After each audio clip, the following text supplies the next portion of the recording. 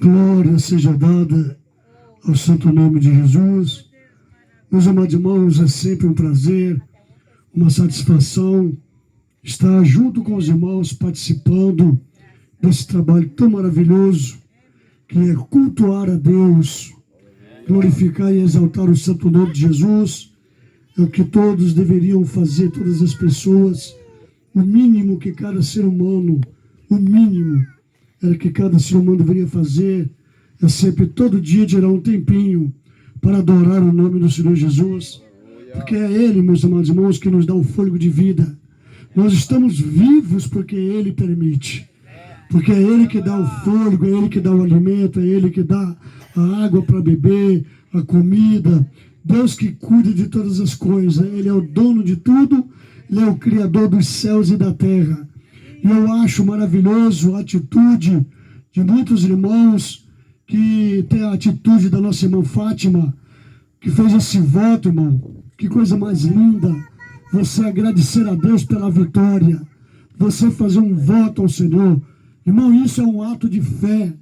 E pense bem, as pessoas que ainda não têm conhecimento desta forma que os crentes utilizam, que antes de você receber a bênção, você já promete a Deus que vai fazer um culto na sua casa, agradecendo a Deus pela vitória, irmão. Em Hebreus capítulo 11, no capítulo 11 de Hebreus, no versículo 1, diz que a fé é o firme fundamento das coisas que se esperam. É o firme fundamento das coisas que se esperam e a prova das coisas que se não veem. Então, quando a irmã Fátima fez o voto, a sua filha ainda estava naquele estado preocupante. Mas ela disse: Senhor, se tu curar minha filha, se a minha filha tiver um parto normal, eu farei um culto na minha casa, convidarei a igreja, os amigos, e faremos um culto em louvor a teu santo nome, em gratidão pela bênção que o Senhor há de fazer na minha filha. A gente observa que a pessoa faz o voto antes do milagre acontecer. Eu achei interessante que a irmã, dando seu testemunho, ela também já agradecia a Deus pela vida do amigo que está aqui, que ela convidou, e ela também falou para o Senhor: vou convidar o meu amigo que tu livrou da morte, porque eu vi ele como morto em um acidente, mas o Senhor teve misericórdia e deu vida, e vida com abundância. E eu vou também convidar a igreja, o pastor da igreja, para nos reunir e adorar o teu nome, glorificar o teu nome pela vitória do meu amigo. Aleluia. E sabe o que aconteceu? Se cumpriu, porque a irmã teve fé. A fé está na Bíblia. Hebreus capítulo 11, versículo 1. É o firme fundamento das coisas que se esperam. Aquilo que se espera ainda não aconteceu. Então a irmã esperava a cura da sua filha. Então ela teve aqui um ato de fé. E também a fé, ela é o firme fundamento também das coisas que se não vê. Então você não está vendo ainda, mas você tem fé que vai vir. E a nossa irmã deu o testemunho que ela viu a sua filha sendo curada. Deus entrou com providência, foi tudo certo, a irmã Fátima. Tudo aconteceu da forma que a nossa irmã creu. Porque a Bíblia diz que Deus não se agrada daqueles que não creem nele. É impossível agradar a Deus sem fé. Então é necessário nós, os cristãos, não só os cristãos, mas todas as pessoas, se apossar dessa maravilha de Deus que é a fé, e a gente confiar plenamente, literalmente no Senhor, colocar nossa fé nele e esperar, porque ela vai acontecer. Precisa ter fé. Meus amados irmãos, maravilhoso é estar junto com os irmãos, participando dessa vitória da nossa irmã, e também do amigo Wagner. Parece que o irmão falou vereador Wagner. E você também está de posse de vitória. Quando a irmã cantava o hino juntamente com outra irmã, o hino dizia assim: você não era nem para estar aqui. Não sei se você percebeu isso, mas na hora que a irmã cantou, eu até foquei em você, porque quando a irmã deu testemunho, normalmente eu gosto de gravar, que eu uso no story do Facebook para as pessoas verem os milagres que Deus faz, as bênçãos que Deus faz. Eu uso o celular, irmão, para filmar. O nosso irmão está fazendo isso ali, para mostrar para as pessoas as bênçãos de Deus. O celular é muito útil para isto, para nós usarmos a pregação do Evangelho, não para usar coisas que contaminam, mas coisas que edificam a nossa alma. Eu uso o celular, eu uso alguns aplicativos da mídia, para que possamos propagar o Evangelho de Cristo, evangelizar. As pessoas veem isso no mundo inteiro, porque a internet ela alcança, né, todos os 4 cantos da terra. Então a irmã dá o seu testemunho, eu gravo ali, depois eu coloco lá, as pessoas veem, as pessoas glorificam a Deus por isso. Então quando a irmã cantou o hino dizia, ela mais a outra, sua companheira, você não era nem para estar aqui. E eu lembrei do Wagner, eu falei, olha, não era para estar aqui. Mas Deus pôs a mão, guardou, protegeu. O acidente teve, mas ele está aqui inteirinho, porque Deus permitiu que ele estivesse aqui nesta noite. Deus permitiu que você estivesse aqui para ouvir a sua palavra, para você saber que Ele é Deus e que Ele age. O nosso Deus é vivo, não é Deus morto. Jesus morreu e ao 3º dia ressuscitou e está à destra do Pai, intercedendo pela sua igreja, intercedendo por aquele que crê nele, intercedendo por aquele que confia nele. Louvado seja o santo nome de Jesus. E o resultado é esse: a cura da filha da nossa irmã Fátima e também a restauração do nosso irmão Wagner. Os irmãos podem dizer amém? Louvado seja o santo nome de Jesus. Nós vamos aqui para o texto da palavra de Deus, Hebreus capítulo 12. Eu esqueci o óculos em casa, irmão, mas vai dar para ler. Hebreus capítulo 12, apenas 2 versículos, que diz assim: portanto, glória a Deus. Vai dar certinho aqui. Glória a Deus. Portanto, nós também, pois, glória a Deus, que estamos rodeados de uma tão grande nuvem de testemunhas, deixemos todo o embaraço e o pecado que tão perto nos rodeia, e corramos com paciência a carreira que nos está proposta. Aleluia. Versículo 2: olhando para Jesus, autor e consumador da fé, o qual, pelo gozo que lhe estava proposto,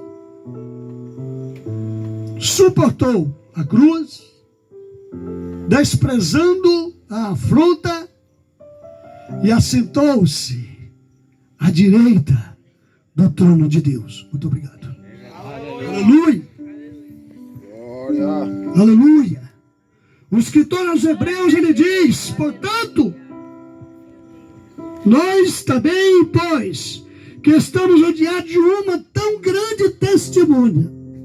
Mas que testemunha é essa, pastor? Eu acabei de citar no capítulo 11, capítulo 11 que antecede esse aqui. Lá tem uma galeria de heróis da fé. Lá você vai encontrar Noé, que pela fé ele pregou, sem ter conhecimento nenhum de chuva, porque não chovia na terra. Mas Deus falou para Noé que ia destruir a terra por causa do pecado, por causa da desobediência daquela civilização. E Noé, crendo pela fé, porque ele nunca viu Deus. Nenhum de nós aqui vimos Deus, mas nós temos fé nele. Noé, com fé em Deus, pregou para aquele povo dizendo que Deus ia destruir tudo com a água através do dilúvio. Ninguém acreditava porque ninguém tinha fé. Mas Noé era um homem de fé. E da forma que Noé pregou aconteceu. Porque pela fé, Noé pregava que as pessoas se arrependessem dos seus pecados, das suas práticas, deixassem a prática do pecado, da prostituição, da mentira, da verdade, e se consertasse com Deus e se arrependesse, porque Deus iria destruir o mundo com o dilúvio. E pela fé, Noé construiu uma grande arca, fato. E Deus salvou Noé e sua família. Mas os demais pereceram porque não acreditaram, porque não creram, não tiveram fé. Abraão, Deus aparece para Abraão numa grande revelação e diz para Abraão: sai do meio da tua parentela e vai para o lugar que eu te enviarei, e lá vou te dizer para onde tu vai. E o texto de Hebreus diz que Abraão saiu com a sua comitiva, com a sua família, com todos os seus servos, com todos os seus bens. Ele saiu para um lugar que não sabia para onde que ia. Por quê, irmãos? Pela fé. Abraão teve a fé. Então muitos que estão escritos aqui, nesse texto que eu acabei de falar para os irmãos, são homens que tiveram fé, não viram acontecer, mas pela fé aconteceu depois. E hoje nós estamos pegando a palavra de Deus aqui nesta noite. Quando o escritor aos Hebreus, ele diz que nós que estamos rodeados de uma testemunha, desses homens que deixaram exemplo para cada um de nós aqui, que pela fé alcançaram os seus objetivos, que pela fé alcançaram aquilo que eles pregaram, se cumpriram através da fé de cada um deles. Hoje o Senhor diz que nós temos que deixar todo o embaraço e olhando para Jesus, que é o autor e consumador da nossa fé. Olha, é Jesus que é o autor da nossa fé, e é Ele que conclui a nossa fé, autor e consumador da nossa fé. Olhando para Jesus, em vez de olhar para o mundo, em vez de olhar para as coisas, em vez de olhar para os defeitos dos outros, tem pessoas que dizem: não, eu não quero aceitar Jesus, eu não quero ser crente, porque se for para mim ser crente que nem fulano de tal, prefiro ficar onde eu estou. Deixe de olhar para fulano de tal e olhe para Jesus, porque Jesus não tem defeito nenhum. Por isso que o texto diz: olhando para Jesus, o autor e consumador da nossa fé. O maior problema da humanidade é olhar para o defeito das outras pessoas. Quando você olha para o defeito de alguém, você simplesmente vai acompanhar. Jesus mesmo diz que um cego guia o outro. O cego que guia o outro, ambos vão cair no mesmo abismo. Mas se você olha para alguém que tem um perfil de santidade, de amor, de caridade, de paz, que é Jesus, você não vai gastar o teu tempo com as coisas que não traz nenhum benefício para a nossa alma. Tudo aquilo que o mundo oferece não traz benefício para a nossa vida espiritual, a não ser aquilo que nós precisamos para o bem do nosso corpo, como é o alimento, a água que nós bebemos, a comida, a fruta que nós consumimos faz bem para o nosso corpo. Mas as coisas como bebida alcoólica, droga, cigarro, essas coisas, tudo isso é vício. E Jesus disse que nenhum dos viciados entrará no reino de Deus. Então tudo aquilo que não é bem para a nossa alma, devemos deixar de lado.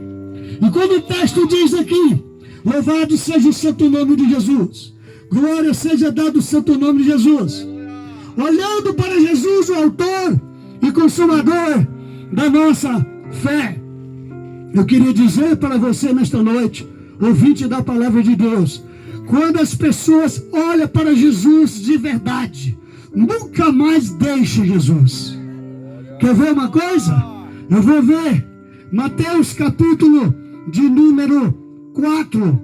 Leia comigo. Escute aí, preste atenção. Eu vou ler aqui, vai dar para ler o nome de Jesus. Mateus capítulo 4, versículo 17. Eu quero mostrar para você, ouvinte da palavra de Deus, que aqueles que seguiram a Jesus nunca mais deixaram Ele.